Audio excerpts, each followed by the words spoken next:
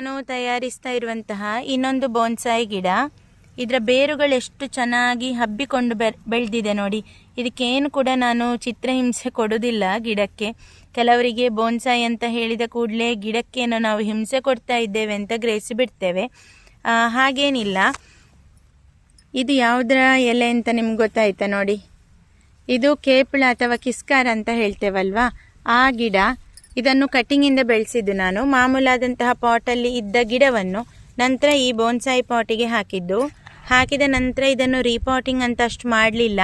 ಇದು ಅದರಷ್ಟಾಗೆ ಚೆನ್ನಾಗಿ ಬೆಳೀತಾ ಉಂಟು. ಇನ್ನೀಗ ಈ ಸಲ ಮಳೆಗಾಲದಲ್ಲಿ ಇದನ್ನು ರೀಪಾಟಿಂಗ್ ಮಾಡ್ತೇನೆ. ಆಗ ಕೂಡ ಅಷ್ಟೇ ತುಂಬ ಹೆಚ್ಚಿಗೆ ಉದ್ದ ಬಂದಂತಹ ಬೇರನ್ನು ಮಾತ್ರ ತೆಗೆಯುವುದು ನಾನು, ಬೇರೆ ಏನು ಮಾಡೋದಿಲ್ಲ. ಇದರಲ್ಲಿ ಮರದ ರೀತಿ ನೋಡಿ ಎಷ್ಟು ಕಾಂಡಗಳು ಬಂದಿದೆ ಅಂತ. ಇದನ್ನು ಸ್ವಲ್ಪ ಸ್ವಲ್ಪ ನಾವು ಮಾಮೂಲಾಗಿ ಹೂವಿನ ಗಿಡವನ್ನು ಯಾವ ರೀತಿಯಾಗಿ ಪ್ರೂನಿಂಗ್ ಮಾಡ್ತೇವಲ್ವಾ, ಈಗ ಇದು ಇಷ್ಟು ಉದ್ದ ಬಂದಿದೆ ಅಂತಾದರೆ ಇಲ್ಲಿಂದ ತುಂಡು ಮಾಡೋದು. ನಾನು ಹೂ ಬರ್ತದ ಅಂತ ಕಾಯ್ತಾ ಇರೋದು, ಅದಕ್ಕೆ ಕಟ್ ಮಾಡಲಿಲ್ಲ. ಇಷ್ಟು ಕಟ್ ಮಾಡೋದು. ಆಗ ಇನ್ನೂ 2 ಬ್ರಾಂಚಸ್ ಬರ್ತದೆ, ಗೆಲ್ಲುಗಳು ಬರ್ತದೆ. ಹಾಗೆ ಮಾಡ್ತಾ ಮಾಡ್ತಾ ನೋಡಿ ತುಂಬ ಗೆಲ್ಲುಗಳು ಈ ಗಿಡದಲ್ಲಿ ಕಾಣ್ತದೆ.